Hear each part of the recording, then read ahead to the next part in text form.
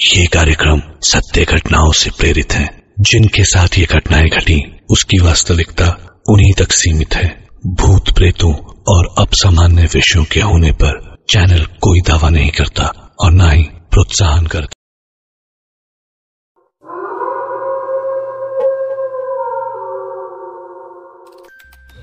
सो hey everyone, कैसे हैं आप सब। मेरा नाम है दीपक विश्वकर्मा और आप देख रहे हैं dark legend horror stories YouTube channel. और एक बार मैं फिर से आपका हार्दिक स्वागत करता हूं मेरे इस यूट्यूब चैनल में। और आज की इस वीडियो में मैं सुनाने वाला हूं कुछ वेयरवुल्फ की डरावनी कहानियां। तो मैं उम्मीद करता हूं ये वीडियो पसंद आएगी, तो वीडियो को लाइक करना और चैनल को सब्सक्राइब करना ना भूलें। तो बिना किसी देरी के चलिए शुरू करते हैं इस वीडियो को। विकास ने काफ़ी सालों की मेहनत के बाद इतने पैसे इकट्ठा किए थे कि वो आज घर बना रहा था। उसने घर बनाने के लिए ज़मीन खरीदी थी और वो ज़मीन एक जंगल के पास थी। वहाँ पर प्लॉट कटे ही थे, वहाँ पर किसी ने घर नहीं बनाया था। विकास पहला बंदा था जो वहाँ पर घर बना रहा था। विकास का आधा घर तैयार हो गया था, लेकिन अभी भी उसमें बहुत सारा काम बाकी था। सारे मजदूर शाम के वक्त अपने अपने घर चले जाते थे, लेकिन विकास को कोई ऐसा मजदूर नहीं मिल रहा था जो उसके घर का ध्यान रखे रात के वक्त। इसलिए विकास ने खुद ही वहां रात को रुकने का फैसला किया। शाम के वक्त सारे मजदूर अपने अपने घर चले गए और विकास वहीं पर रुका रहा। अपने घर की पहली मंजिल पर विकास रात के वक्त बैठा हुआ था। तकरीबन रात के 11 बजे थे और वो खाना खा के आराम कर रहा था। तभी अचानक से उसे कुछ हलचल महसूस हुई, जैसे उसके घर में कोई आ गया है। विकास का घर पूरी तरह से नहीं बना था और उसमें ज़्यादा सुरक्षा नहीं थी। विकास को पूरा यकीन था कि शायद कोई अंदर घुस गया है और वही ये सब हलचल कर रहा है। विकास खड़ा हुआ और एक सुरक्षा के लिए एक डंडे को लेकर घूमने लगा। उजाले के लिए उसने परमानेंट एक बल्ब लगा रखा था जिससे वहाँ रोशनी आ रही थी और विकास पूरे बिल्डिंग में घूम रहा था। तभी अचानक से उसे आवाज़ सुनाई दी एक। ये आवाज़ सुन के विकास को चैन पड़ा। उसने देखा कि एक चूहा है और वो चूहा अंधेरे में कहीं गायब हो गया। विकास ने चैन की सांस ली। उसे लगा कि ये हलचल की आवाज़ें इसी चूहे की वजह से हो रही होगी और वो वापस से आराम करने लगा। लेकिन तभी अचानक से उसके कानों में एक और आवाज़ दस्तक देती है, जिसकी वजह से उसकी आ रही सारी नींद वहीं उड़ जाती है।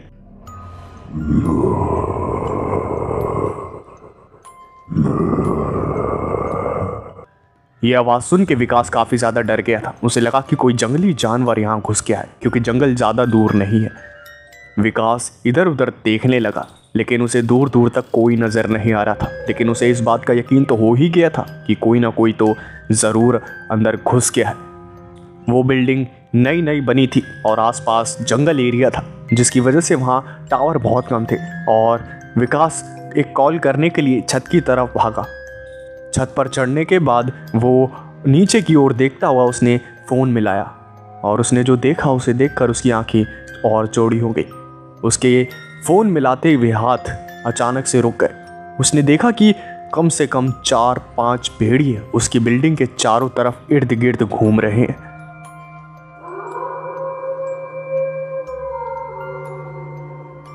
और एक आदमी उनके बीचों बीच खड़ा है। ये देखकर वो काफ़ी ज़्यादा घबरा गया। उसे लगा कि उस आदमी को वो सारे भेड़िए मार देंगे। लेकिन अजीब बात तो यह है कि उस आदमी की शक्ल पे बिल्कुल भी डर नहीं था। वो एकदम बिना डरे वहाँ पर खड़ा था, जैसे वो सारे भेड़िए उसके नौकर हो। वो आदमी वहीं पर खड़ा था। वो दिखने में थोड़ा अजीब था, लेकिन विकास इंसानियत के नाते डंडे को लेके उस आदमी को बचाने के लिए नीचे उतरा और जाते ही उसने उन भेड़ियों के सर पे डंडे से ज़ोरदार वार किया, जिसकी वजह से वो सारे भेड़िए इर्द गिर्द इधर उधर भागने लगे। विकास ने काफ़ी हिम्मत से काम लिया था, लेकिन था तो वो इंसान ही। इतने सारे भेड़ियों को देखकर वो घबरा गया था। उसने उस आदमी से बोला कि अरे अरे अरे पागल वागल है क्या, इतनी रात को तू यहाँ क्या कर रहा भाई? अरे मार देंगे ये भेड़िए तुझे, चल मेरे साथ ऊपर। जिसके जवाब में उस आदमी ने कुछ भी नहीं कहा। विकास उसे देख रहा था और बार बार कहे जा रहा था कि यहाँ से चलो, यहाँ रहना खतरे से खाली नहीं है, वो भेड़िए जान से मार देंगे उन दोनों को। लेकिन उस आदमी ने उसकी बातों को बिल्कुल भी गंभीरता से नहीं लिया और विकास को कहा कि मेरे लोगों को मारने की हिम्मत कैसे हुई तेरी? उस आदमी ने धीरे धीरे विकास की तरफ कदम बढ़ाए और उस आदमी के ऐसे कदम बढ़ाते हुए विकास काफ़ी ज़्यादा डर गया और अपने कदम पीछे लेने लगा। तभी अचानक से वो 5 भेड़िए वापस से आए। वो सारे विकास पे हमला करने ही वाले थे। तभी अचानक से उस आदमी ने उन 5 भेड़ियों को एक हाथ दिखाया और वो हाथ उसने ऐसे दिखाया जैसे वो उन्हें रोकने का इशारा कर रहा हो और वो सारे भेड़िए शांत हो गए। विकास अपने कदम पीछे ले रहा था और वो आदमी विकास की तरफ कदम बढ़ा रहा था। वो कदम बढ़ाते बढ़ाते बोला कि तुझे पता है मैंने इन्हें क्यों रोका? अगर मैं इन्हें इशारा नहीं करता ना तो ये तेरे चीथड़े उड़ा देते, लेकिन मैंने तुझे मारा नहीं। पता है क्यों? क्योंकि तू अच्छा इंसान है। मुझे पता चल गया, तू मुझे देखकर ये सोच कर आया कि वो मुझे मार देंगे। तू मुझे बचाने के लिए आया, अच्छा दिल है तेरा, लेकिन मैं तुझे माफ नहीं करने वाला। और ये बोलते बोलते वो एक आदमखोर भेड़िए में बदल गया। वो तकरीबन 8 फुट का एक भेड़िया बन गया जो कि 2 पैरों पे चल रहा था। ये देखते ही विकास की हालत खराब हो गई और वो डर के मारे चिल्लाने लगा, लेकिन उसके आसपास उसकी मदद करने वाला कोई भी नहीं था। उससे आदमखोर भेड़िए ने कहा कि इस घर को छोड़ के चला जा, यहां कोई भी नहीं रहेगा, समझा? यह हमारा घर है।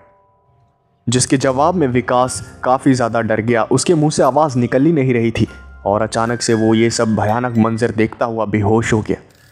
और जब उसकी आंखें खुली तो उसने देखा कि वो अपनी छत पर है और वो आदमी वहीं पर बैठा हुआ है। उस आदमी को देख के विकास काफ़ी ज़्यादा घबराने लगा और उसने कहा कि देखो, मुझे जाने दो, ये ज़मीन मैंने खरीदी है। मैंने बड़ी मेहनत करी है, सालों साल मैंने बड़े पैसे लगाए हैं यहाँ पे। मैं अपना घर बनाना चाहता हूँ यहाँ पर, मेरे को परेशान मत करो, देखो अच्छा नहीं होगा।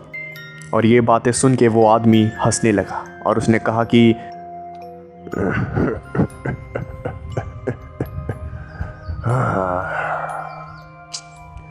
सब कुछ तुम्हारा है, सब कुछ तुम्हारा। हाँ, हमारा कोई हक नहीं इस धरती पे। हाँ, हर जगह तुम अपने घर बना लो, जंगलों में, बस्तियों में, हर जगह तुम अपने घर बना लो। हम कहाँ जाएंगे? हम जंगली जानवर कहाँ जाएंगे? तुमने तो अपना घर यहां बना लिया, अब हमें बताओ हम कहाँ जाएंगे? धीरे धीरे हमारी जमीनों पे कब्जा कर करके हमारे घरों को छीन के उनके ऊपर घर बनाए जा रहे हो। तुम्हें नहीं लगता कि तुम ज्यादा ही मतलबी हो रहे हो? तुमने कुछ कागज के टुकड़े देकर इस जमीन को अपने नाम कर लिया। ये जमीन, तुम्हें सच में लगता है इस जमीन की कोई कीमत होती है? तुम जितने भी पैसे खर्च कर लो, जितने भी कागज के टुकड़े खर्च कर लो, तुम कभी जमीन बना सकते हो उन पैसों को खर्च करके? जवाब दो। जिसके जवाब में विकास घबराते हुए कहा कि नहीं बना सकते। और फिर वो आदमी हंसने लगा और उसने कहा कि क्यों? तुमने तो कुछ कागज के टुकड़े देखकर ये जमीन खरीद ली, फिर उन कागज के टुकड़ों का इस्तेमाल करके जमीन क्यों नहीं बना सकते? और जमीन बनाओ ना। वो जमीन के टुकड़ों को तुम कागज से नहीं खरीद सकते। ये धरती जो है इकलौता इंसानों के लिए नहीं है।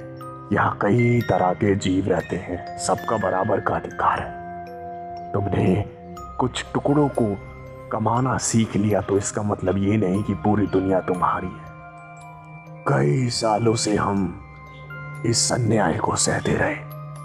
तुम सब हमारे घरों को खराब करते रहे, हमारे घरों को काटते रहे, लेकिन अब और नहीं, ये हमारा घर है, यहां तुम अपना घर नहीं बना सकते।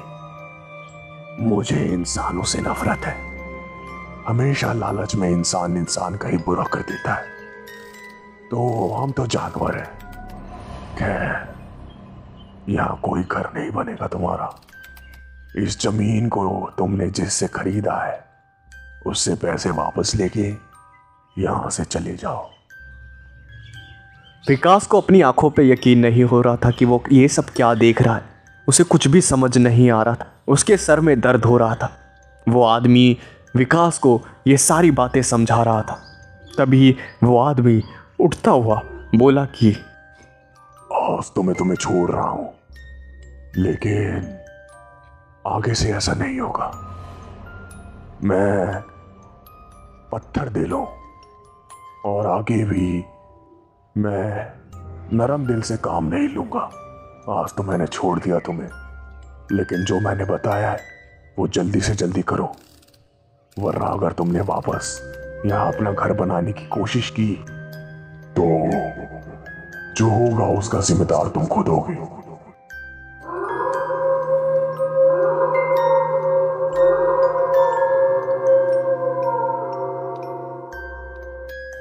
और ये आवाज़ सुनने के बाद विकास बेहोश हो गया। और जब उसकी आंखें खुली तो वो आसपास देखने लगा तो सुबह हो चुकी थी और सारे मजदूर उसके आसपास खड़े थे। विकास को कुछ भी समझ नहीं आ रहा था कि आखिर ये सब हुआ क्या। लेकिन एक बात तो उसे समझ आ गई थी कि यहाँ पर घर बनाना खतरे से खाली नहीं है। उसने उस ज़मीन को बेच दिया। सचिन अपनी कार में सफ़र कर रहा था और अपनी मंजिल की ओर बढ़े जा रहा था। उसके रास्ते में एक सुनसान रास्ता है और उसी रास्ते को फॉलो करते हुए वो अपनी कार को उसी रास्ते पर लेकर जा रहा था। उसके चारों तरफ कुछ था तो सिर्फ सन्नाटा। वो अपनी कार को चलाए जा रहा था। उसके दोनों तरफ अगल बगल जंगल था। वो अपनी कार को काफ़ी तेज़ी से लेकर जा रहा था। तभी अचानक से उसकी कार के सामने एक हिरन आ गया, जिसकी वजह से उसने ज़ोरदार एक ब्रेक मारी, लेकिन कार पूरी नहीं रुक पाई और उस हिरन को टक्कर लग गई।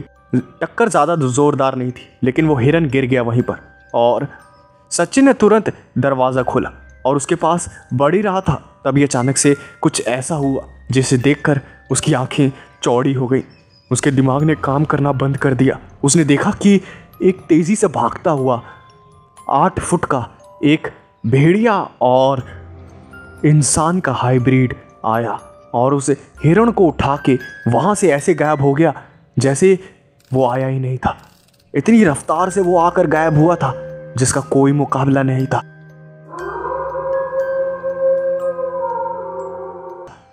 सचिन तो कम से कम 5 मिनट तक वहीं पर बुत बन के खड़ा रहा कि ये सब हुआ क्या।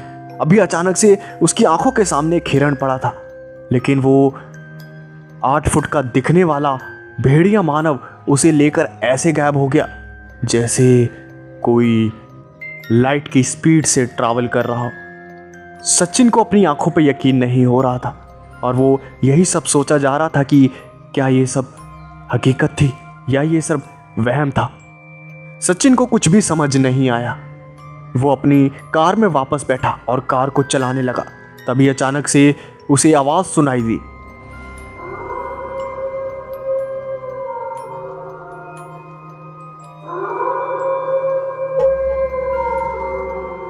और ये आवाज सुन के वो काफी ज्यादा घबरा गया और अपनी गाड़ी को और भी तेजी से निकालने लगा। उसने पीछे मुड़ के देखा तो एक 8 फुट का वही हाइब्रिड उसकी कार का पीछा कर रहा था और वो इतनी तेज़ी से पीछा कर रहा था कि वो कार की स्पीड को बस पकड़ने ही वाला था। लेकिन जैसे तैसे करके सचिन ने उस कार की स्पीड को और बढ़ा दिया और कार काफ़ी तेज़ी से वहाँ निकल रही थी। काफ़ी मुश्किल से उस रास्ते से सचिन अपनी कार को दूर लेकर आ पाया, लेकिन पीछे से एक आवाज़ गूंजती रही।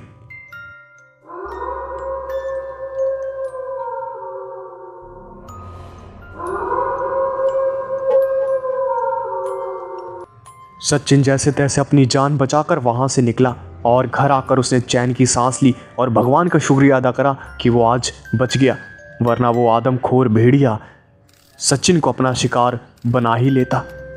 सचिन ने ये सारी चीज़ें पहली बार देखी थी और उसे अपनी आंखों पे अभी भी यकीन नहीं हो रहा था कि उसने ये सब क्या देखा।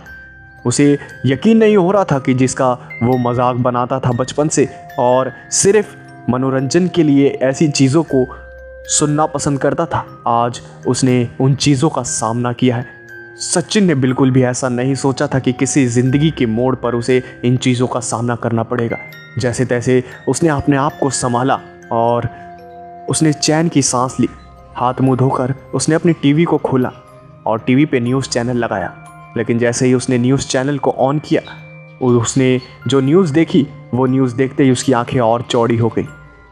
और वो न्यूज़ थी कि नमस्कार, आपका स्वागत है हमारे इस न्यूज़ चैनल पे, और आज हम बात करने वाले हैं एक ऐसे आदमखोर भेड़िए की जिसे कई लोगों ने देखने का दावा किया है। लोगों ने बताया है कि वो कम से कम 8 फुट का है और वो दिखने में काफ़ी ज़्यादा भयानक है। उसकी रफ्तार काफ़ी ज़्यादा तेज़ है। वो किसी भी चलती हुई कार का पीछा कर सकता है। वहाँ से गुजरने वाले ट्रक ड्राइवर्स और अन्य यात्रियों की बातों को माने तो वो दिखने में काफ़ी ज़्यादा भयानक है और वो इतनी तेज़ी से कार का पीछा करता है जैसे कार चल ही नहीं रही हो। लेकिन फॉरेस्ट टीम ने इस बात से साफ साफ इनकार कर दिया है। उनका कहना है कि वहाँ पर ऐसा कुछ भी नहीं है, ये सिर्फ अफवाह है। लेकिन जो इन सब चीज़ों के ऊपर विश्वास करते हैं और जिन्होंने इस सब चीज़ों को देखा है वो काफ़ी ज़्यादा डरे हुए हैं और उन्होंने उन रास्ते से आने जाना बंद कर दिया है। क्या लगता है आपको, इन सब बातों के पीछे क्या है? कोई अफवाह या सिर्फ ये एक सच है? ये सब सुनते ही सचिन के होश उड़ गए और उस न्यूज़ चैनल पे और भी लोगों के इंटरव्यू चले जिन्होंने उस आदमखोर भेड़िए को देखा था और उन सब लोगों ने वही सारी बातें बताई और वही सारे अनुभवों को बताया जो कि सचिन ने भी आज अनुभव किया था। वो काफ़ी ज़्यादा घबरा गया इन सारी बातों को देखकर और उसने कसम खा ली कि वो उस रास्ते से कभी भी नहीं गुजरेगा। लेकिन उसके दिमाग में इतना ज़्यादा डर और दहशत भर गई थी कि उसे रात के वक्त सोते वक्त ऐसी आवाज़ें आती थी।